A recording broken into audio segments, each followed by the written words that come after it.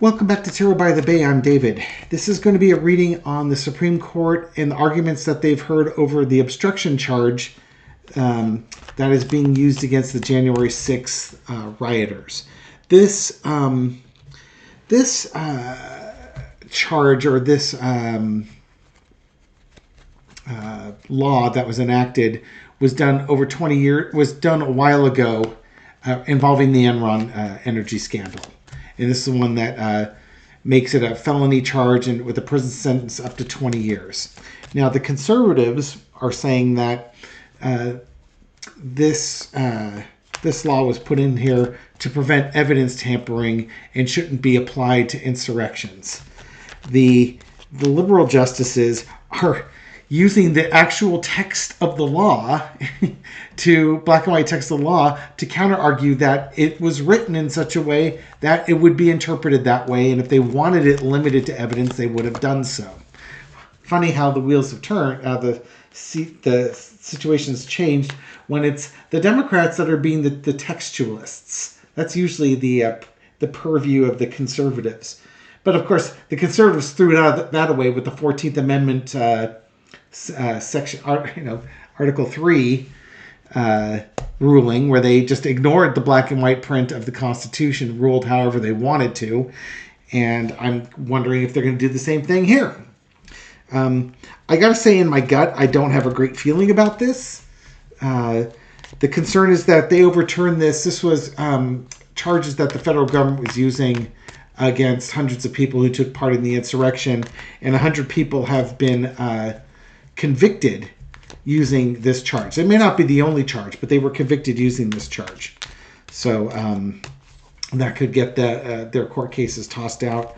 I don't know if they'd have to have a retrial or if just that one conviction gets tossed out, and if there are others, they get resentenced. I'm not sure how that works. But let's look at the energy around the Supreme Court case, and let's see how they might rule on it. The ruling's not expected to happen until July,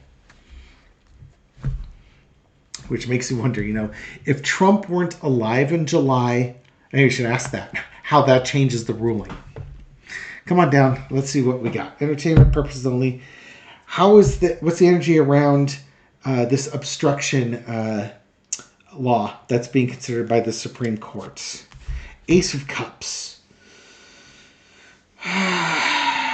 Okay, so certainly the people that were convicted of this obstruction law weren't thinking with their heads. They were thinking with their hearts.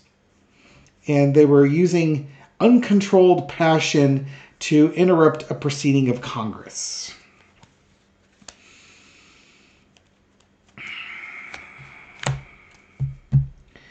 Crossed with the Page of Pentacles. Messaging about values. Not money, not health. This is about values. This is, to me, this is the ellipse. This is Trump at the ellipse and the other speakers at the ellipse, telling the folks to fight like hell for your country. And these people were there for it and listened. And then they heard the message and they acted quickly on the message, which led them to the Capitol where Trump told them to go, and they fought for their country because they believed what they were told by the former President of the United States. The President of the United States at that time. In the past, we've got the Six of Coins. Okay, so maybe we can look at this as something of value that came out of the Enron scandal. I don't know. I forget what sentences were given out. But this law was put in place to involve that. The other thing the Supreme Court might be looking at is these poor slobs here that took that message and then interrupted this thing of Congress. It's almost like the Supreme Court wants to forgive them. I don't know why you would do that. I'm having a little trouble with the Six of Coins here. It's about values. It's about charity and helping out, being generous and charitable. For all I know, it's the Heritage Society throwing money at these Some of these justices sure got a hand from somebody, and they might be needing to pay back favors now. Entertainment purposes only. What do I know? I'm some random guy reading tarot cards on the internet. What do I know about Harlan Crow or whoever paid off Justice Kavanaugh's debts mysteriously? No corruption there. It's funny how Clarence Thomas is still on this case and his wife was involved in the insurrection, but okay, no conflict of interest there. Current situation is the Nine of Wands. The 9 justices looking at this case, reviewing this case, arguing.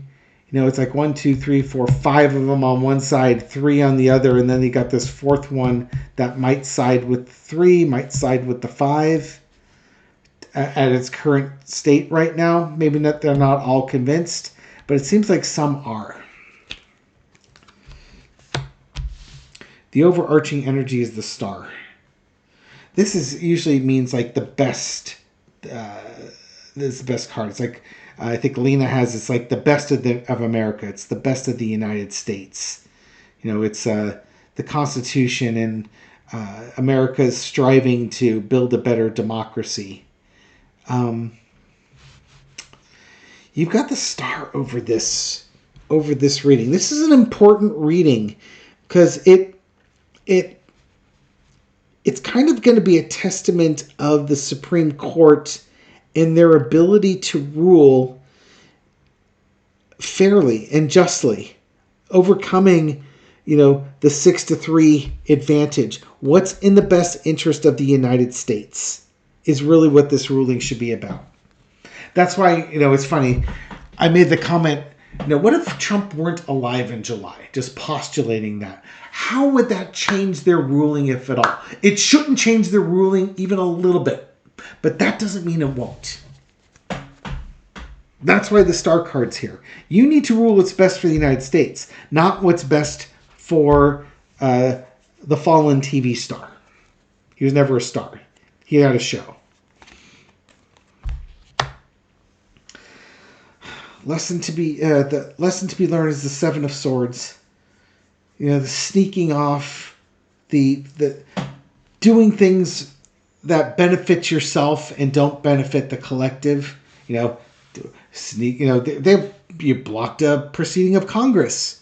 This is supposed to be something that helps the United States, but these people selfishly tried to block it and, not have the candidate that the United States voted for and install. They wanted their own person in there. It's funny when Trump talks about stop the steal and they're stealing the election. It's his people that were stealing the election. And they just do not see the irony of that. Outcome is betrayal, heartbreak, betrayal by those we trust the most. Telling you, I don't have a good feeling on this case. And to me, the indication is right now, as I read this, the Supreme Court is going to overturn. They're going to rule that the obstruction charges should not have been used in these cases against the insurrectionists.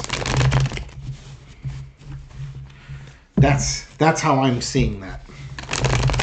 But I think I asked how the energy is. So, assuming that when they make their decision in July, if Trump is alive and well, how will they rule? And then I'll do that same question again. If Trump is no longer with us, how would they rule? Or in a position where he's incapacitated. So if Trump is fully healthy and in a position that he has a reasonably good chance of becoming the 47th President of the United States, how would the Supreme Court rule on this? And it may not depend on Trump. It may depend on other things. But how would they rule on this? That Trump and the Republicans, take over the government, as it were. How would the Supreme Court rule on this? It's a big burden. 10 of Wands. Heavy lifting. It's like, oh, the court's doing the heavy lifting. They're helping with the heavy lifting on this. King of Wands. They're making the decision here. They're going to help out these poor slobs that were insurrectionists. Yeah, they're going to let them out. Let them out. New agreement. Yeah. If Trump is viable, the Supreme Court will do the heavy lifting, bear the burden of this, and give these folks a new chance. You know, they're patriots. They followed. You know, we're going to set them free. They're going to have. If the courts have to re-rule, they have to re-rule, but they'll set those folks free, or at least the charges of obstruction that were used. It would be ruled that the prosecution, the government, shouldn't have used those that charge. Again, I don't know if that means they're set free. I don't know if that means they get a retrial. I don't know if they get a different sentencing trial. You know, however that looks. Okay.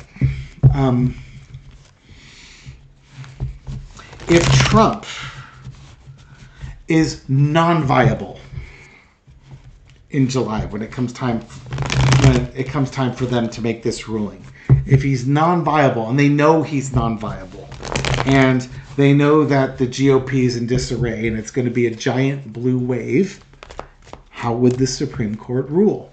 I should get a similar reading if the Supreme Court is not corrupted. If they are corrupted, entertainment purposes only, I would probably get a different vibe. Let's see what we get. If Trump is not viable as a presidential candidate and the Republicans are not viable with controlling Congress, how will the Supreme Court rule? I don't think I've ever done a reading this way before, so this is kind of new for both of us. Queen of Swords. Oh, well, you know, gotta follow the letter of that law. Yeah. Ketanji Jackson Brown brought up a good point. We never even thought about actually being textualists. Hanged Man, looking at things in a different way. Maybe self-sacrifice. Let's see. Queen of Cups, got to keep a lid on things. Four of Swords. You know, we need to be a little more contemplative here. Instead of the heavy lifting being the signifier, it's now the underarching energy. I think that this, you know, again, the Queen of Swords is no nonsense. Black or white, and black and white in this case means text. It's the textual interpretation of the law. Queen of Cups. Look, we got to take the emotions out of it. There was a proceeding going on, and they interrupted the proceeding. It's really clearly written. It's black and white. This isn't a zone of gray. This is the way it's going to be. You know, do you really, you know, these people, they did it themselves. You know, nobody forced them to interrupt a proceeding in Congress. You know, this, yeah, they may have been duped, but that was on them. And, you know, it's this part, it makes me wonder if they take longer. If Trump is not viable, it's like they're going to take longer to do it. It's like maybe they were going to get ready to do it. There might be delays in the decision because they don't know how to rule, because they don't know what's going on with Trump. Maybe in July they don't have an answer on that, and then they want to pause and delay things.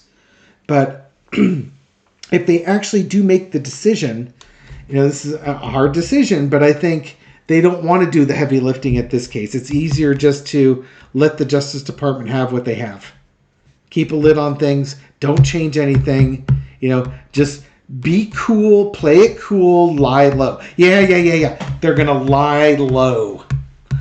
Because at that point, you know, if you try and force that through, you know, are you sacrificing your job? You know, there's 13 districts in the United States, and there's 9 Supreme Court justices, and there used to be 9 districts in the United States and 9 Supreme Court justices, and now there's 13.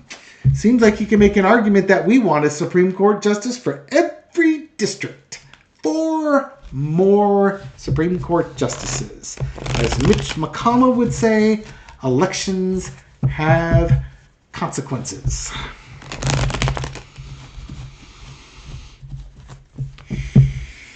And now, if you're ruling on stuff that makes you look like you're really partisan, there's going to be a lot more scrutiny on your. The FBI is going to go back and look at your calendars that you've been saving since high school and line up some days there. You know what I mean?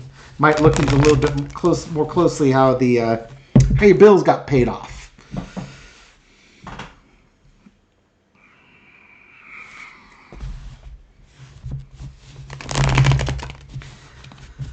But right now, as the energy stands, it looks like these court cases will be overturned. But again, and nothing should change on that one. But it sure looks like things will change depending on the political climates. The Supreme Court's not supposed to be like that. They're just supposed to rule on the law. And the reason why they were given lifetime appointments was so that they wouldn't be influenced by politics. Maybe that worked really well a couple hundred years ago. Doesn't seem to be working really well right now. Maybe things will get better. I don't know. We'll find out though. Anyways, thank you very much for watching this video and supporting my channel. I appreciate it. Thank you very much for your likes, shares, comments, everything you do that feeds the YouTube algorithm so my videos make it out to a wider audience. To people discovering this channel recently or for the first time, welcome to the channel. I hope you found this reading insightful, and I'll catch you on the next one. Take care.